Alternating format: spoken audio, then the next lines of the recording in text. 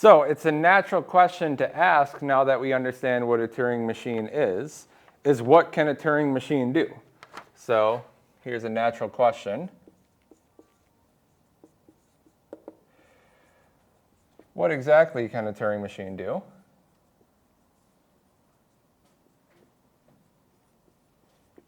And the answer comes to us from Church and Turing in what we'll call the Church-Turing Thesis.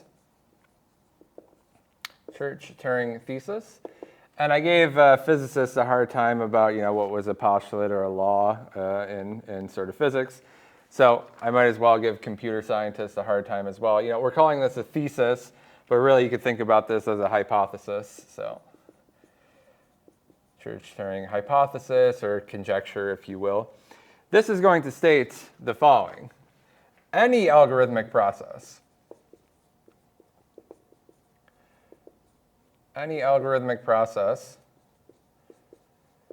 can be simulated using a Turing machine. So the answer to this natural question you would ask is, what exactly can a Turing machine do? Is anything. So this is a famous, thesis, hypothesis in computer science. It's natural because the definition of a Turing machine is so general, and it was formulated in such a way as to capture, whatever at the time a mechanical or early computer could exactly do. So quantum computers will also obey the Church-Turing thesis. Quantum computers also obey the Church-Turing thesis. That is to say, if we think about this as being a universal model of computation, a Turing machine is able to simulate any algorithmic process. In that sense, it's universal. A quantum computer will also be universal, okay? The difference is going to be the efficiency, okay? So now we're just not asking what can it do, we're asking what can it do and how quickly can it do it. So we're going to modify this Church-Turing thesis in 2 steps. Before we do that, I just want to mention to you, I've covered to you the sort of standard or vanilla version of a Turing machine. There's many sort of fun and interesting variants of a Turing machine that you can define. For example, you could have what is called a 2-tape Turing machine. A 2-tape Turing machine would be just as you would expect. It has not just 1 tape, but 2 tapes, and therefore it could also have 2 tape heads. That's very natural if you want to do something like add 2 binary numbers together. If you go through an example like that, it would be very convenient for you to store 1 binary number on 1 tape and then the other binary number on the other tape, and then you sort of move them through and then add them together. So you could have a 2-tape Turing machine. You could also have importantly, probabilistic Turing machine. So in this case, everything is completely deterministic. Whatever the initial state is, the final state is completely determined by the program. But we could also throw some randomness into this process.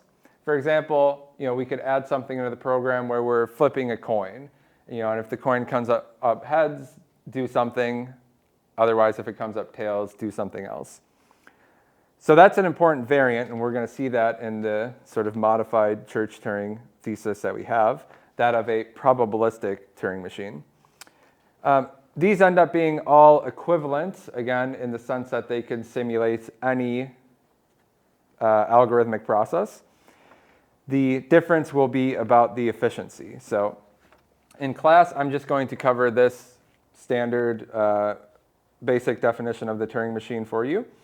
And if I ask about it on a quiz or something, it'll probably be this one. In the homework, though, you might have a question where it's convenient for you to explore a slightly different model of a Turing machine. So for that, check out box 3.1 on page 128. So that'll define the universal Turing machine for you. And then it's interesting to note, just as an aside, Turing's original motivation for this was partly for computation, but also to solve a math problem. That was to answer, is there some algorithm which can decide all of the problems of mathematics? And so that was a famous problem, one of Hilbert's problems. So in his paper from 1936, he used this definition of a Turing machine to show that the answer to that is no. And so if you're interested in that, you can read about the halting problem on box 3.2, which is on page 130 of the textbook. For now, I want to show you how we modify this Church-Turing thesis in order to take efficiency into account. So this is our standard definition of the Church-Turing thesis. We'll have a first strengthened version of it. So the textbook doesn't exactly give this a name other than calling it the strengthened version. So I'll call it the strengthened Church-Turing thesis. This is the one which puts efficiency in. So this does not occur, for some strange reason, in the same section of the textbook. This comes in chapter 1 on page 5. So chapter 1 on page 5, the strengthened Church-Turing thesis. This one says that any algorithmic process can be simulated efficiently.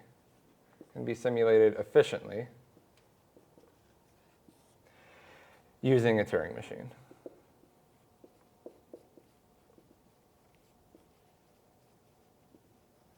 Okay. So in our next sections in chapter 3, we'll come to define exactly what we mean by a computation being efficient. What we'll define it as, we'll argue why this is natural, is that it takes a time which grows at most polynomially in the input size. So we don't want the time to grow like exponentially. It could be linear, it could be quadratic, any polynomial function of the size of the problem. If the algorithm has that runtime, we'll call it efficient. Okay?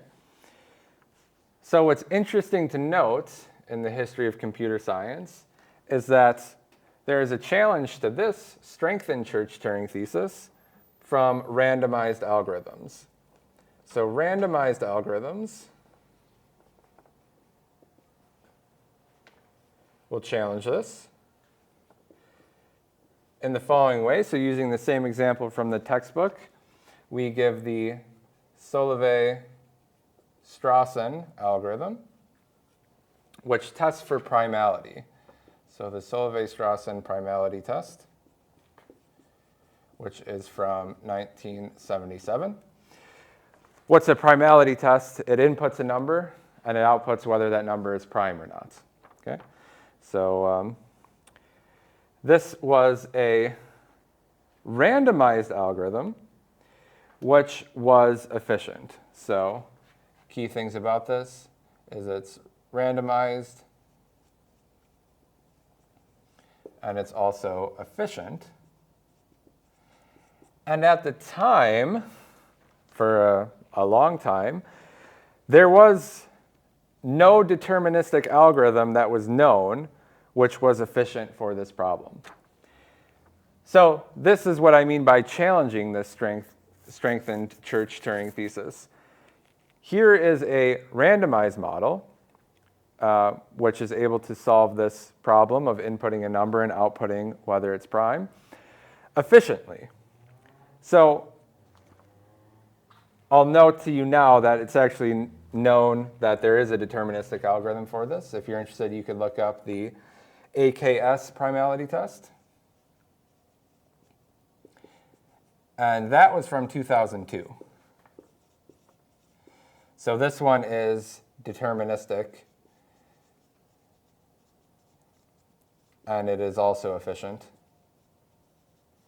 So for this particular example, it happens to be the case that there was eventually found in 2002 a deterministic algorithm, which was also efficient. But for the time being, going through the history, here's some randomized algorithm which we know is efficient, and we don't know if there's any deterministic algorithm which also is efficient for this problem. So that motivated the definition of the strong Church-Turing thesis. So the strong CTT, Church-Turing thesis. We're going to have the same definition, but we're going to change from a Turing machine to a randomized model, so that will be a probabilistic Turing machine. So now finally we have the strong Church-Turing thesis. Any algorithmic process can be simulated still efficiently,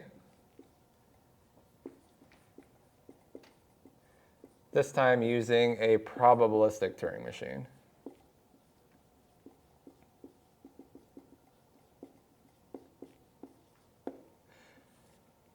So the two key modifications that strengthen it. We went first from just being able to be simulated Turing machine, so that's the original Church-Turing thesis. The strengthened version is about efficiency, and now we have the strong Church-Turing thesis. The strong Church-Turing thesis adds in the probabilistic nature. So this is the most natural model of the computers that we have now. Your laptop, your cell phone, a supercomputer. It's able to use randomness, pseudo-randomness, so it's probabilistic. And the set of problems it can do efficiently are, there's some set of problems that it can do efficiently. So quantum computers will actually challenge this one. So quantum computers challenge the strong Church-Turing thesis. We'll see this in Shor's algorithm. Shor's algorithm is a quantum algorithm which factors an input number. So it inputs a number and it outputs its prime factors. As far as we know, there is no efficient classical algorithm, probabilistic or otherwise, which is able to solve this. So it's not a proof. That's why we're saying it's a challenge to the strong Church-Turing thesis. So you have the example of Shor's algorithm, which we will do in this course. And then more recently, you also have not just a prescription for an algorithm. So this one is more mathematical. It's a recipe. It could be run if you had a big enough, good enough quantum computer, but we don't yet. What we do have is the what are called quantum advantage experiments. And this was the very last thing that I put on the timeline on the first day. The first one was Google on October 23rd, 2019, when they did the random circuit sampling experiment. And in this experiment, they did some well-defined computational task that took a few seconds, minutes on their quantum computer, but as far as we know, could not be done on any classical computer, meaning could not be done efficiently on any probabilistic Turing machine. So it challenges the strong Church-Turing thesis. It's not refuting it because we don't know for sure whether or not any classical algorithm could do this. And actually, as I think I mentioned on the first day, this first experiment has since been refuted. But there have been later ones which have been done. So in the last 2 minutes, I want to show you, in their own words from the paper, what they say about their experiment and the strong Church-Turing thesis. They'll use the word extended Church-Turing thesis. There's many different sort of formulations of this, but it's the same idea. So this is the paper. October 23rd, 2019, in Nature, Quantum Supremacy. We now prefer the term quantum advantage using a programmable superconducting processor. So if you're interested, you can look through the experiment that they actually did. And what I want to highlight for now is the very last paragraph where they discuss the Church-Turing Thesis. The extended Church-Turing Thesis, formulated by Bernstein and Vazirani, asserts that any reasonable, in quotes, model of computation can be efficiently simulated by a Turing machine. And here it's understood that that would be a probabilistic Turing machine, the same way that we defined it here. And now look what they say. Our experiment suggests that a model of computation, meaning the quantum one, may now be available that violates this assertion. Okay? May now be available. So again, it's not a rigorous proof, it's a demonstration. They performed this random circuit sampling experiment in polynomial time using a physically realizable, that's an important thing in this discussion, so they actually did the experiment, quantum processor, and no efficient method is known for classical computing machinery, meaning the probabilistic Turing machine. So the last sentence, quantum computing is transitioning from a research topic into a technology that unlocks new computational capabilities. And then the inspirational last sentence, we're only one creative algorithm away from valuable near-term applications. So this computational problem is not necessarily doing anything useful. Later it's been argued that actually you might be able to generate certifiable random numbers with this. But for now it's something, maybe with some other algorithm, we could have actual near-term applications that solve some problem. So if you're interested in this, I encourage you to check out the paper more. On the last day, I can also cover a little bit of this depending on if there's interest.